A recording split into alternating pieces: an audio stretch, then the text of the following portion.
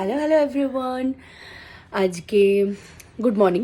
অবশ্যই ওয়েদারটাও মেঘলা, এরকম ঠান্ডা ওয়েদারে না মেঘলা ওয়েদার একদম ভালো লাগে না।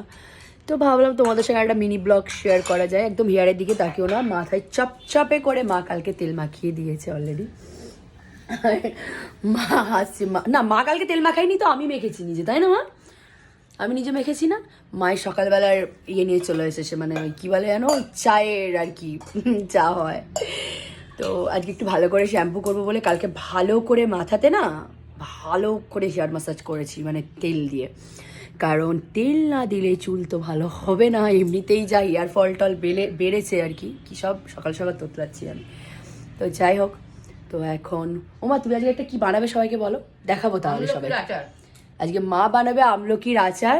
সেই রেসিপিটা কিভাবে বানাচ্ছে ভাবছি তোমাদের সঙ্গে দেখাবো এটাতে, যে তোমাদেরও দেখবে জিভে জল আসবে।